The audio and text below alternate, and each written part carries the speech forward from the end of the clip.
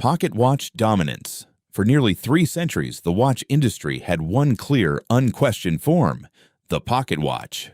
German locksmith Peter Henlein is often credited with building some of the earliest portable spring-driven timepieces around 1510 in Nuremberg, small enough to carry rather than mount on a wall or tower. Over the following centuries, pocket watches became a mark of status, precision, and formality, carried in a waistcoat pocket and checked with a deliberate, dignified motion. Wristwatches did exist during this period, but they were seen almost exclusively as women's jewelry, delicate, decorative, and not taken seriously as reliable instruments. A man wearing a watch on his wrist rather than in his pocket was considered unusual, even effeminate by most standards of the time. That perception would hold firm for hundreds of years, until a war made it completely impossible to keep it that way. The trench watch. During the First World War, soldiers coordinating artillery timing and synchronized attacks needed to check the time instantly without fumbling through a pocket while holding a rifle or gripping a trench ladder. Officers began strapping their pocket watches to their wrists using leather cups and improvised straps, and watchmakers quickly caught on, producing purpose-built wristwatches reinforced with protective wire mesh over the glass to survive combat conditions.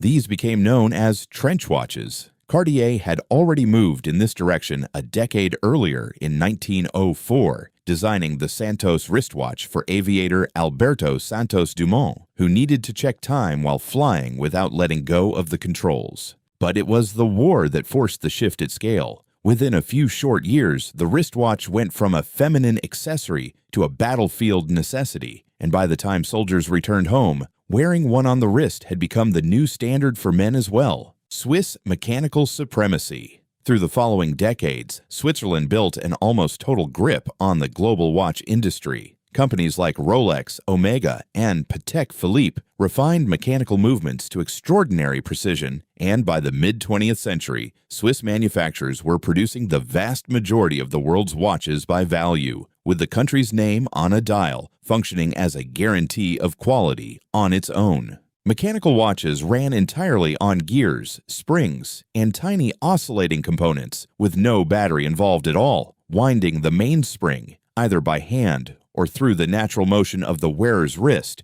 was what kept the watch alive. For decades, there was no serious competitor to this level of Swiss craftsmanship. That dominance felt permanent, right up until an entirely different kind of watch was quietly being built on the other side of the world.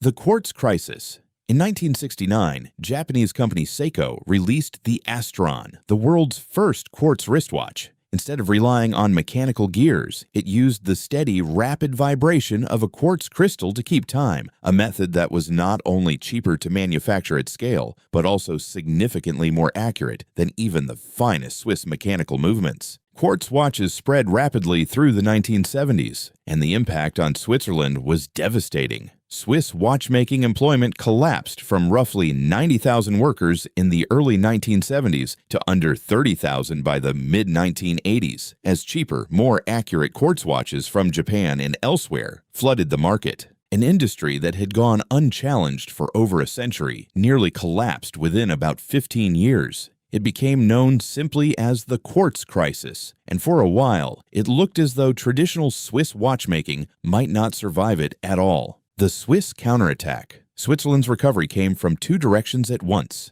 In 1983, executive Nicholas Hayek helped launch Swatch, a line of affordable, colorful, mass-produced quartz watches designed to compete directly with Japanese pricing while still being made in Switzerland. The brand became enormously successful and helped stabilize the industry's collapsing base. At the same time, high-end Swiss manufacturers made a deliberate shift in how they sold mechanical watches. Since quartz had already proven itself more accurate, Swiss luxury brands stopped competing on precision altogether and instead began marketing mechanical watches as status symbols and pieces of craftsmanship, objects to be admired for the human skill behind their tiny moving parts, not for keeping better time. It was a repositioning that essentially turned a technological disadvantage into a selling point, and it worked. The smartwatch invasion. In 2015, Apple entered the watch industry with the Apple Watch, a wearable device built more like a small computer than a traditional timepiece, capable of tracking fitness, displaying notifications, and running apps directly from the wrist. Within just a few years, Apple was selling more watches by unit volume in a single year than the entire Swiss watch industry combined. It wasn't a mechanical or quartz breakthrough this time.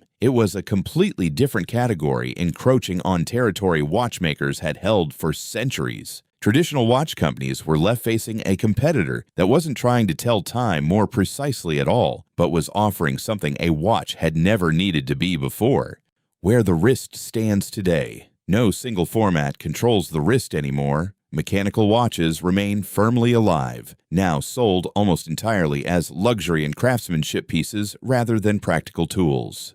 Quartz watches dominate the affordable, everyday segment, valued for their accuracy and low cost, and smartwatches occupy an entirely different space altogether, less concerned with time itself, and more with everything else a wrist can now do. The wrist that once belonged only to men carrying pocket watches and later only to Swiss mechanical craftsmanship has ended up as contested ground all over again, just with three very different kinds of watches sharing it this time instead of one.